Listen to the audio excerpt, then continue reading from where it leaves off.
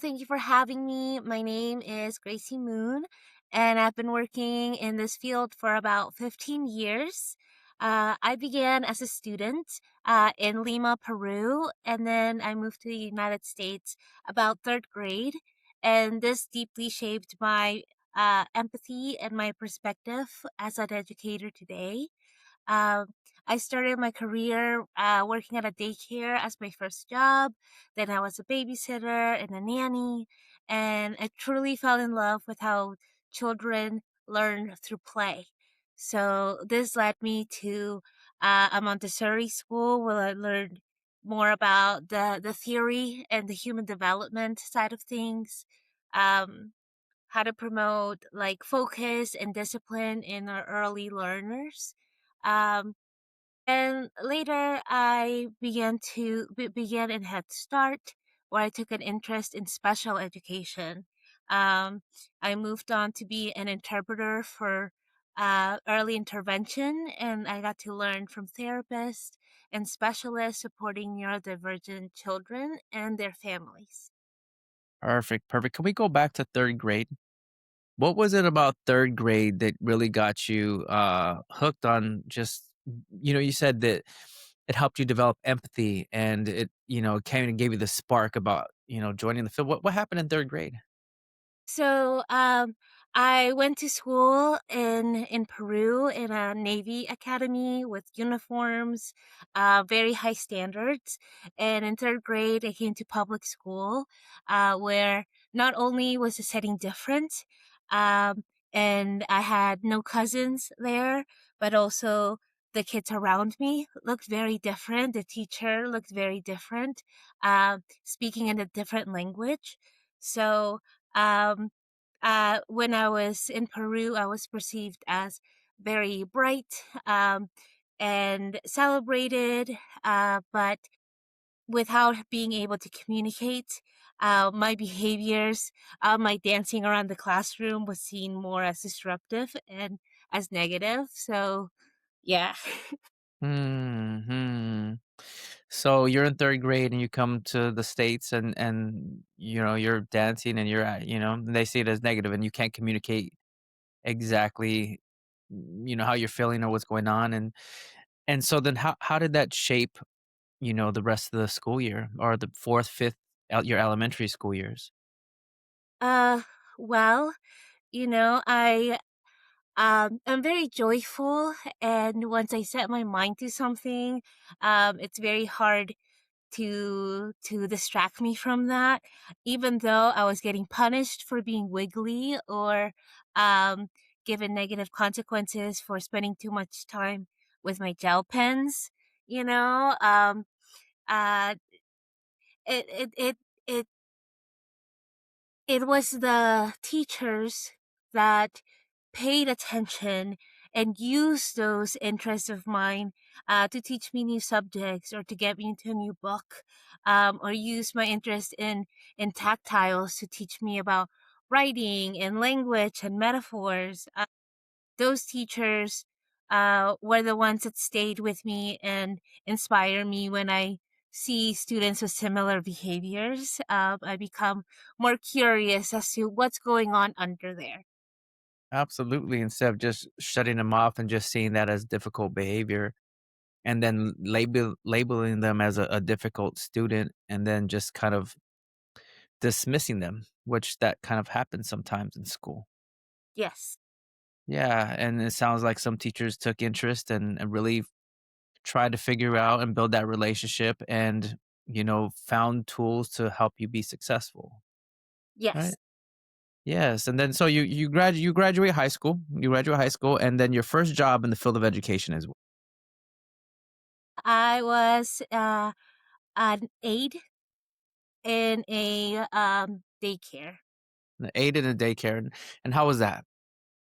It was great. I was just thrown in with little infants who, had all these needs, but they couldn't talk, you know.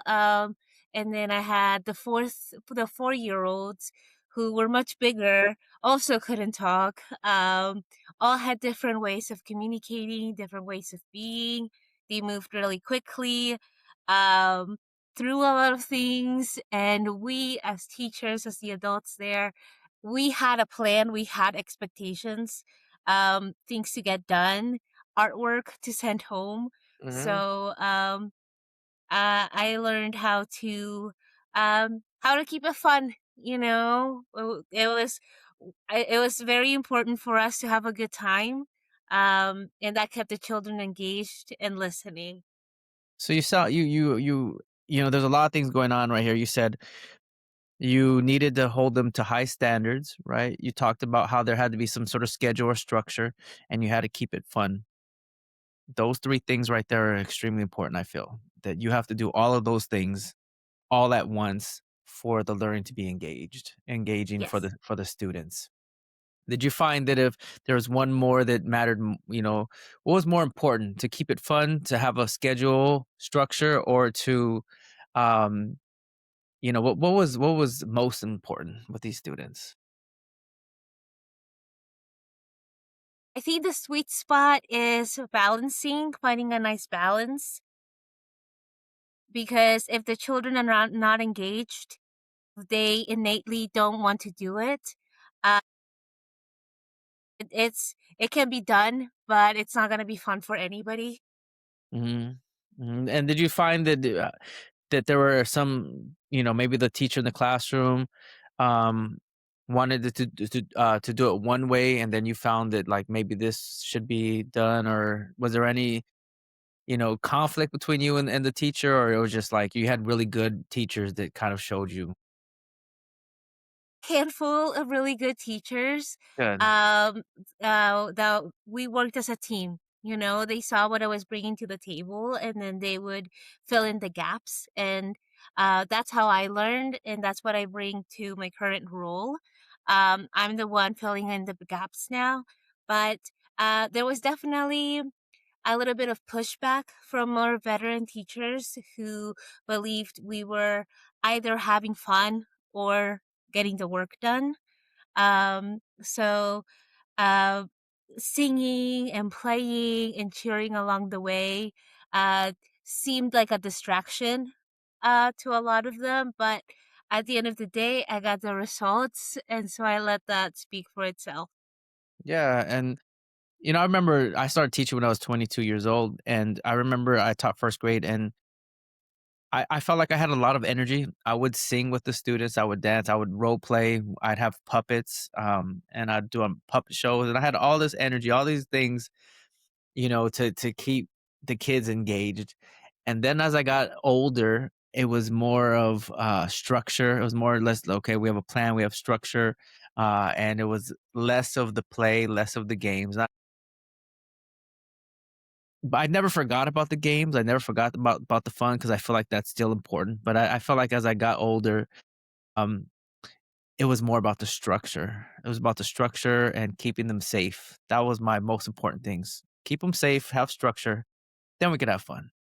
That's kind of Yeah, how it was. yes, absolutely. Now that I am with older students who are the fourth and fifth graders are giving me the most challenge. But I love a challenge. I love learning.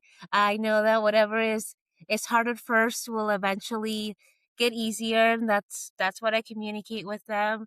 Um, and when I step into the classroom now more as a substitute to support the staff, the teachers, the kids know that we are working and then we are playing.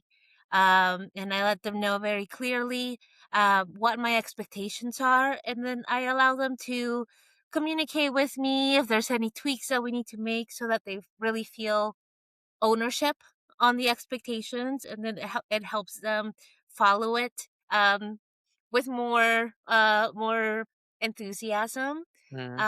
And we practice a couple times. You know, I really I really try to have restorative practices with the older students.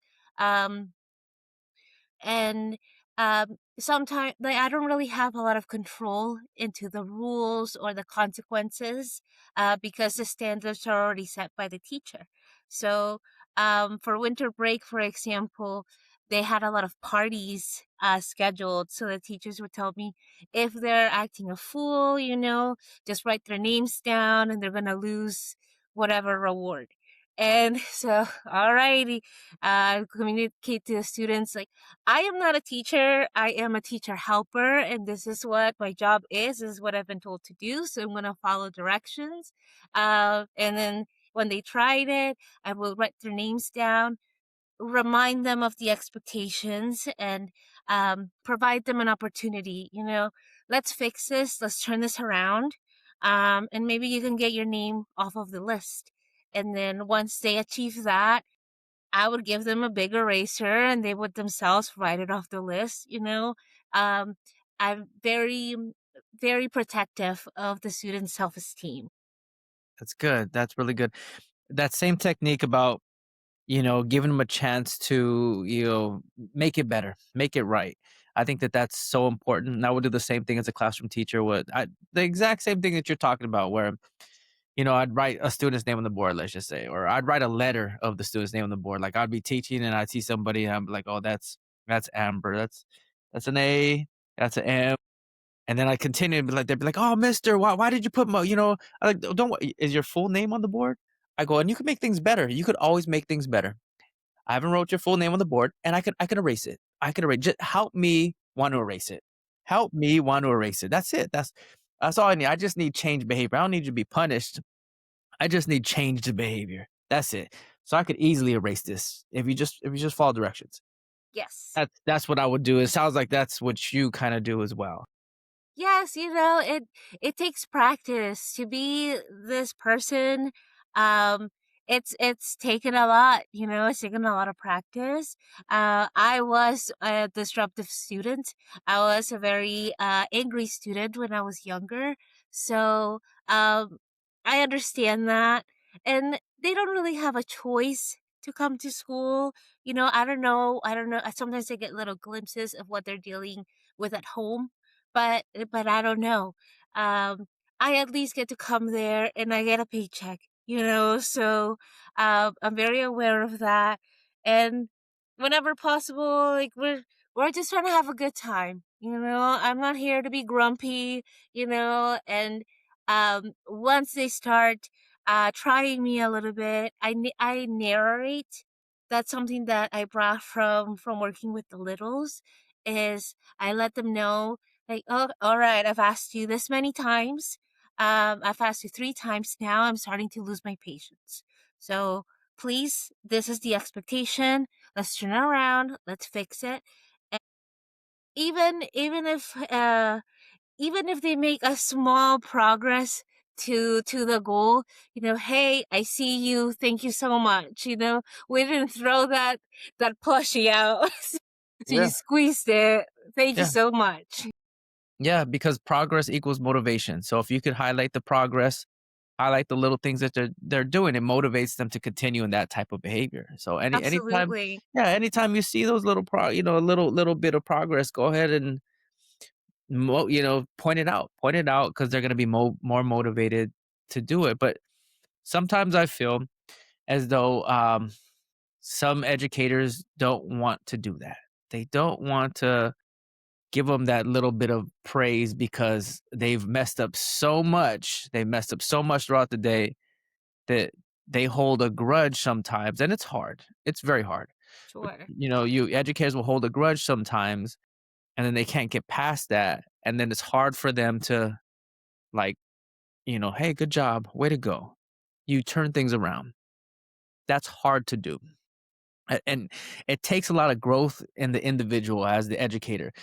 This is true for not only teachers, but assistant principals, for teacher assistants, for deans, for anybody in the field of education. It's that forgiveness piece that you need when working with students because you're just working with kids to begin with,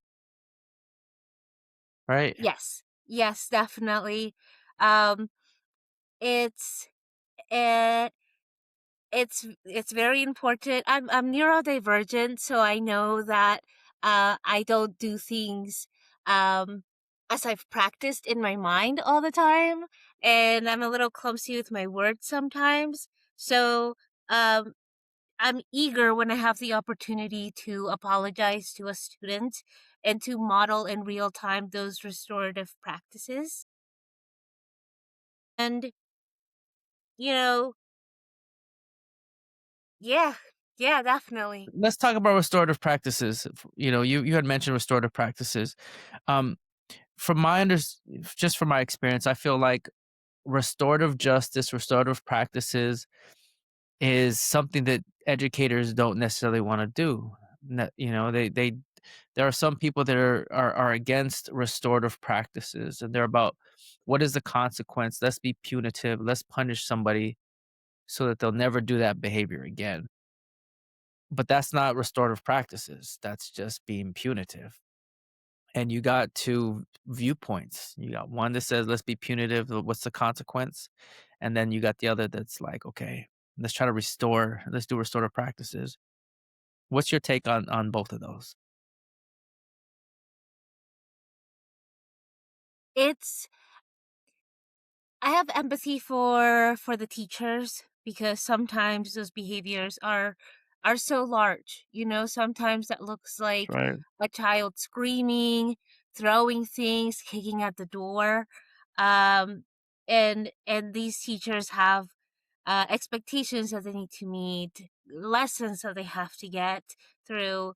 Um and it's heavy. I've been in classrooms where a student gets in my space, and starts yelling at me. Um, and they're about my size now, so it's a little spooky. Um, but I try to remember that they're children and their brain is still mushy, so it's not intentional and there's something deeper under there. Um, I also worry that the higher ups, the admins, sometimes keep asking more of teachers, increasing sizes, um, and they don't always provide the right support or the necessary support. Um, but I encourage teachers to, you know, we don't have to fix it by ourselves. Like, you don't have to fix it by yourselves. Let's use the village. The school has therapists, psychiatrists, um, documenting. Um, it seems sometimes like, oh, like I'm writing into the wind with these forms, but when done correctly, when done intentionally and matter of factor, neutral, it can really open doors to giving the students the support that they're aching for. That's right. That's right. And you had mentioned the village part. I think that that's such a key aspect. We it's like a village. Everybody is important. We should all be on the same team. We should not be a divided, we should all be divided. It should be teachers versus admin or, admin versus the parents or the students. No, we're all in it together. We're one here. And if we work as one, we work as a team, and the goal is for student success. Student success. That's safety, student success. That's what we're shooting for. We're all shooting for the same thing. Now we actually could move the needle in the school. We can move the needle in the school because I as an assistant principal or special education, I don't have all the answers. I don't have all the answers. I don't. I've learned so much from other teachers, from students, from other professionals at the schools that I worked at. I've learned so much from people on the podcast, from people I interact with. I don't have all the answers. Everybody should take that approach. I feel like when we work with at schools is we don't all have the answers, but together we could come up with the right answer for these particular students for this school, and we could move the needle here. But I don't know. I feel like sometimes it's difficult. Sometimes it's difficult to get to see that. Do you notice that at any of the schools you worked at? Yes, yes. Um, I mean, the best people I've met are teachers, right? Like, they balance so many things. Uh, uh, but I think we're also very critical and we put a lot of pressure on ourselves, and that limits our ability to ask questions. Um, but the best teachers I've met stay curious, um, and like you said, are open to learning from other people. You know, even learning from the instructional assistants in the classroom, Mhm, the paraprofessionals, mhm. the ones that are uh, in there to to provide support to the students that need it most, who are asking for the support in the most destructive ways. You know, Yeah, yeah. I've met some really good paraprofessionals, really good teachers' aides who could run the classroom themselves. Like, they could run the classroom themselves. One of my first years in this position, some of the paraprofessionals were better at this job than I was. I was like, "Oh my god, you guys know so much more than me. You guys know way more than me, and thank you for being kind to me and, showing me the right way because I'm learning so much from you." And I've said this to some of those paraprofessionals early on. I was like, "Man, you're amazing. You are amazing." Um, and it's just we learn so much from other people, and it's just like we were saying, it's just be open to learning from other people, you know? yes, It's important. yes. And likewise, from families, sometimes it's easy to make assumptions about where these behaviors are coming from. Um, But once we become curious, ask questions to the families, in a kind way, or even not even asking questions, but like sharing those good moments that the students have had, those victories. Uh, just sharing that opens up so much communication from the family because they understand that this it's not just another student for us, you know. You have a question for you. Where did you get this philosophy from? You seem like a very um open and kind person. You seem like you have great wisdom on how to work with students. Where did this come from? Well,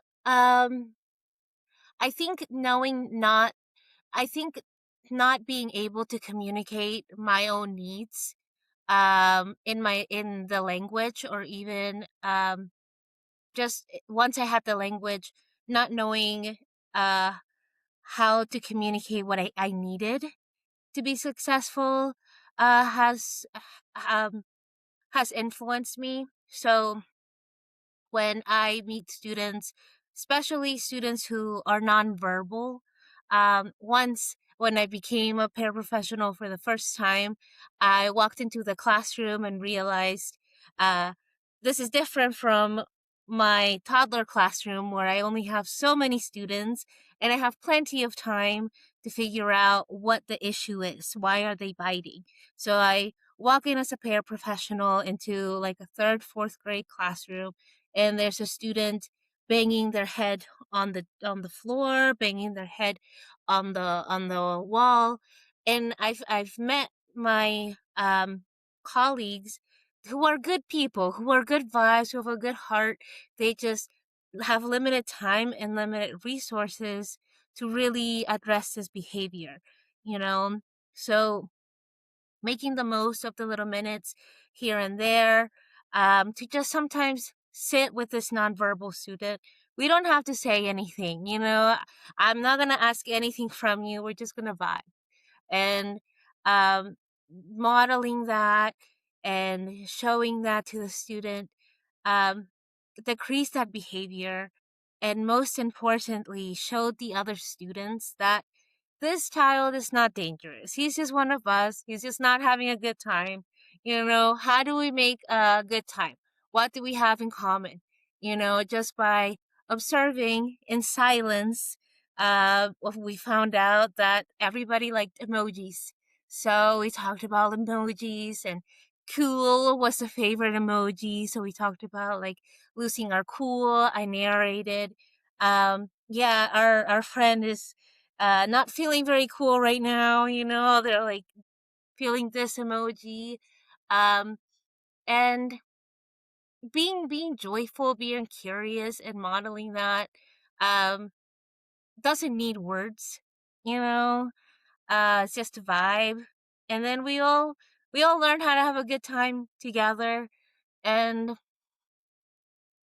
I think I think that's the most important part about being a child is having like that freedom to just be joyful. And I I try not to ask too much of them. I've also learned how powerful saying no to a child is. So I limit how much I say no when I try to reframe it so we keep the good vibes going. And when something I try doesn't work, there's other things that I can try before I give up. So if my words don't work, maybe there's a sign. If the sign doesn't work, maybe there's a picture, you know. Um, like once children understand, it's a good time. Yeah, that's what I mean. You're so positive. You're so positive, and you have such a good attitude. Like, you're mentioning if this doesn't work, then I'm gonna try this, and if this doesn't work, I'm gonna do these things. And, it's about having a vibe and having a good time, and you know that attitude is so important. That attitude is so important, especially when working with students who like you're talking about nonverbal students. You're talking about students that are on the spectrum. You're talking about students who are in probably alternative placements. That's what it sounds like.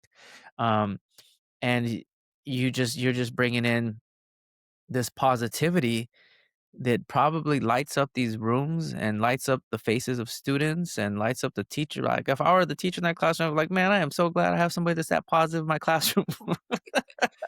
Yes, I yes. am so glad that you're in here with me. Yeah. Yes.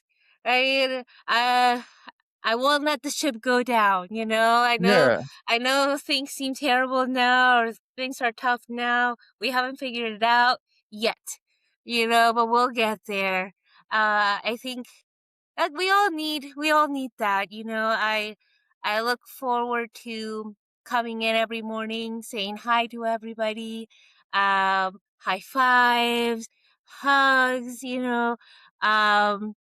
and to staff as well. Sometimes adult brains, we have so much on our shoulders. Um, you guys are doing a good job. What a beautiful line in the hallway. Way to go. You know. Yeah, that's important. Pointing out those things, saying hi to everybody, being positive in a school environment where like not everybody is positive, and if you could be the person that carries the torch, if you could be the person that lights everybody's candle, then do it. Then do it Yeah, because why not? right, the more candles that are lit, the brighter the place will be. Heck yeah. So that's good. And that's what I'm saying. Like, where did you come up with such a positive attitude? My understanding is because of the struggles that you went through as a young child, not being able to speak the language when you came here, and then going through that struggle, you're able to see that, okay, these students are going through some of the same struggles that I went through. And if maybe I could act a different way than the way that I was treated to bring out the best out of them, then maybe that'll work for them. And that's what it sounds like you're trying to do. Yeah, yeah. I had a lot of teachers, I had a handful of teachers just kind of give up, or this girl's not gonna get it. She doesn't want to write. She doesn't want to do the math, you know. Um, but I've also had teachers who asked questions and who cheered me on, even if it didn't feel great when they were cheering me on. They would cheer me on consistently, when I didn't believe in myself, and eventually I believed in myself. So sometimes it takes just one teacher to light the way, um, and that's what I try to be. You know. So your current role right now is a paraprofessional in alternative spaces. Is that what it is, or? No, my first try at elementary school, I came in as a one-on-one for a student. And then I learned a lot, and I'm currently a program assistant for a special education department. So I help schedule the IEPs. I communicate with the teachers, with the parents as well, um, and I'm support staff for filling in for those IEP meetings and also supporting the other para professionals as needed. That's my favorite part of the job. You know, sometimes um, they just need to go to the bathroom. You Yeah. know, Mm, yeah. What do you think, needs to be fixed in the field of, special education?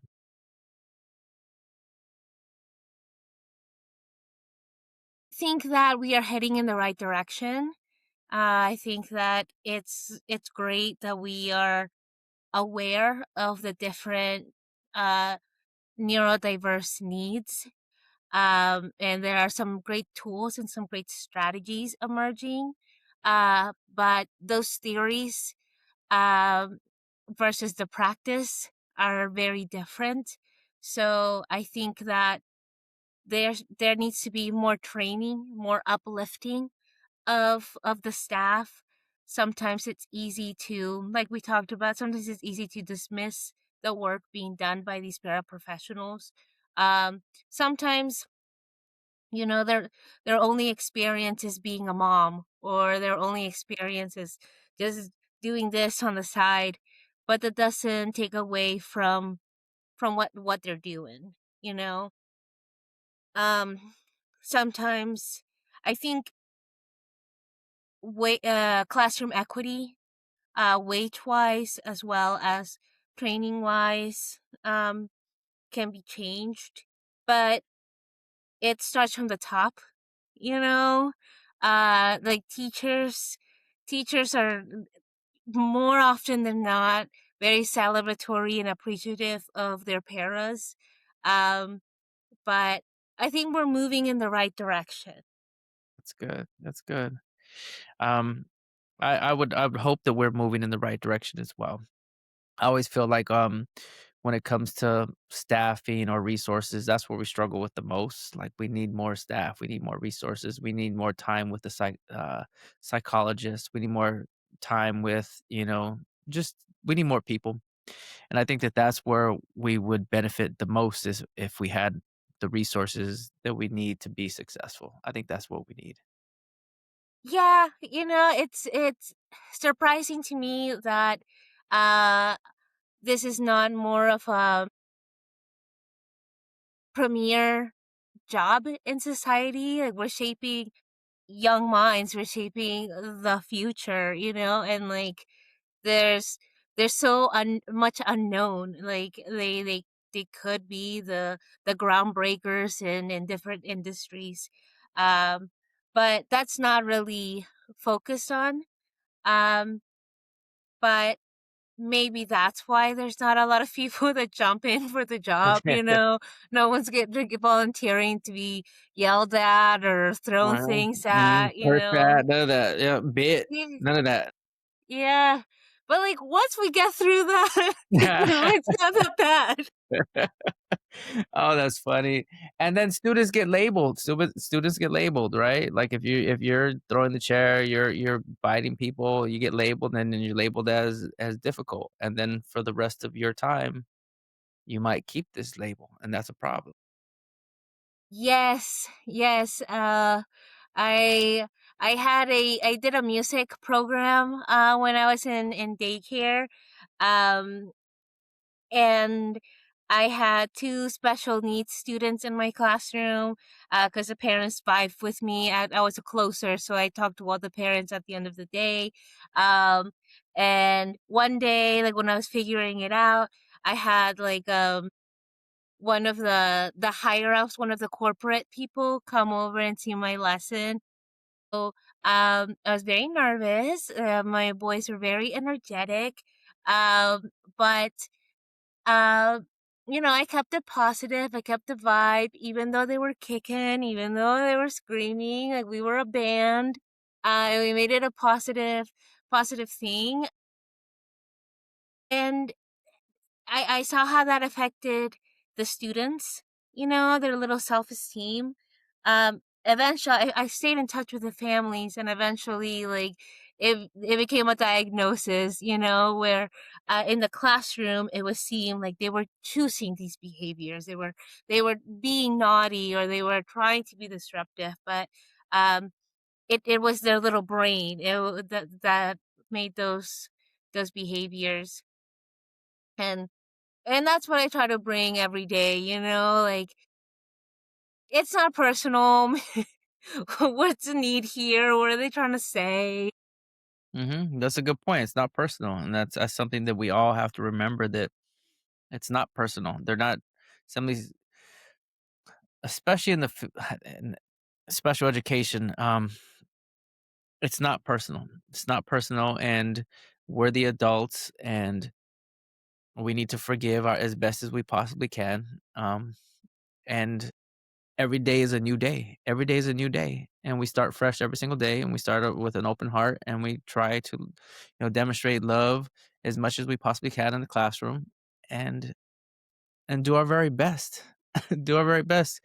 Have fun, like you were saying. Have fun. Keep it lighthearted, and in my mind, it's not that serious in my mind. But in my thinking, it's not that serious. What's most important is that these students come in here and they feel comfortable and they feel loved, and the teachers feel supported, and the campus feels safe, and everybody feels good as they walk in, and you have this positive school environment that Yep. we're trying to build. I think that that's the most important, where we create this positive school environment as a team.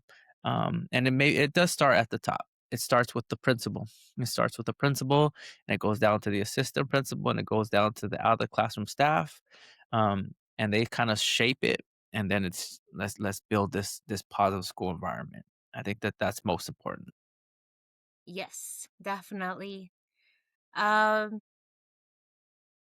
yeah, it definitely starts from the top, but also the squeaky wheel, so whenever possible, documenting, bringing those things to the attention of the admin, because I imagine they're handling so much.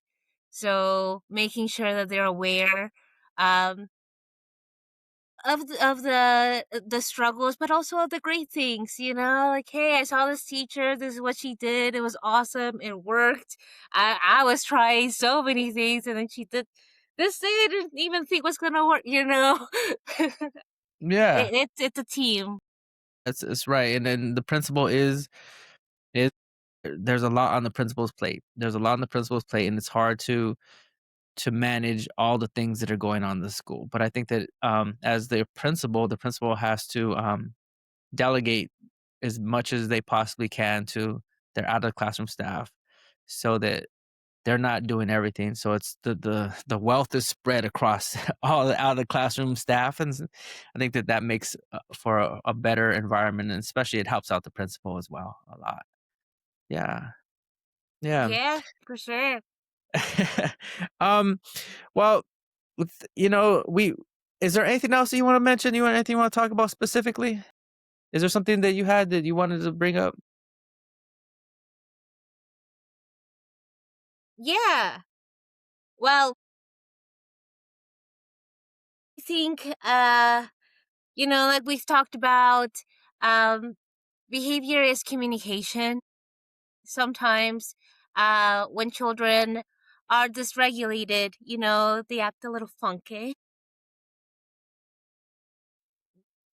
They're not taking those things personally, those negative behaviors. Sometimes some of my favorite students, when they're dysregulated, they try to be a little rage baity with me. And I take that as an opportunity to model self-regulation in real time, um, but What are the signs of narrating those feelings, what are doing those breathings, even yeah. saying like, Listen, man, like I'm starting to lose my patience. Give me 2 minutes. I need to go over there. I need to breathe. Then we'll try again, okay?" And like putting it on myself, taking the pressure off of them, works well.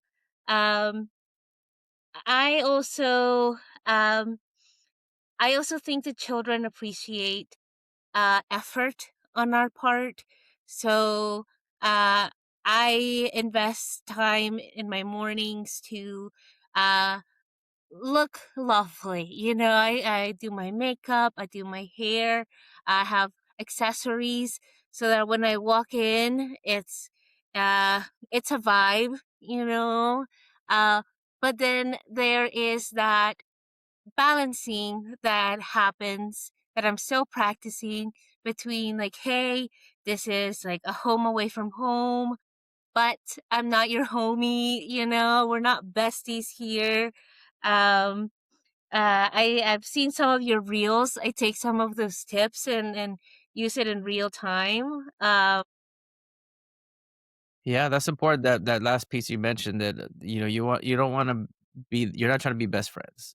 That's extremely important. I think that that's a line that especially if you're a younger teacher, you have a hard time, you probably have crossed over and have been the student has seen you as a friend, um, and I think that having that distinction between, "You know what? I'm the educator in the room, and, I'm here to keep you safe. We could build a relationship, but there's a line here, and if we're not gonna cross that line." And I think that that's important because if you are friends with them and then you ask them to do something, then they're gonna be like, What do "Oh, you mean? yeah, we were friends. What do you mean? What are you talking about? We were just chopping it up, having a great time, and you're over here asking me to do." No, I'm not gonna do it. That's the Mm, problem. That's the problem right there. So we gotta be careful. definitely. We gotta be careful with that. Definitely. Yeah, even when I'm, 670 with them, it's a learning thing. We're 6, 7 in sign language, bro. Like, we're doing math, we're doing surveys. Right on your board, do you like 6 or do you like 7? I'll do it real discreetly, like this, like 6, 7, like that. Like if they say 6, 7, like that, I'll do it real, like 6, 7, like if I ever do it, it's like that. It's never like overboard. It's like just like 6, 7, like Oh my gosh, it is so adorable. Sometimes I see the pre-Kers or the kindergartners in the cafeteria doing their hands. yeah, yeah, It's so yeah. cute. I don't know. It took over. 6, 7 took over. I don't know how it did. I feel like it's the most phrase that's taken. Like I've seen so many different phrases, but 6, 7 lasted forever. Like Took off. it took off. It definitely took off. Yeah. Thank you so much for sharing all the things that you've shared on the podcast. Thank you for you did bring just hearing you out, hearing how positive you are, and your take on how to work with students, especially students that are neurodivergent. I feel like that people need to hear that, and I greatly appreciate you being on the podcast. You have any last tips for educators who are working with students that are neurodivergent? Yes. I think there are three very important things that are helpful during uh, high escalating moments and also the good vibe ones. Is number one, take care of yourself. We cannot give from an empty cup. So, take those bathroom breaks when you can. Even if you don't have to use the bathroom, just splash some cold water on, take some breathers, do some stretches. Stay curious, ask questions and have fun. Joy and laughter are real game changers with students. When they see that you're safe, you're having fun, they'll stay with you. Yeah. Well, Gracie, thank you so much for being on the podcast. I greatly appreciate your time and just you sharing all of these tips with us. I greatly appreciate that. Thank you so much for having me.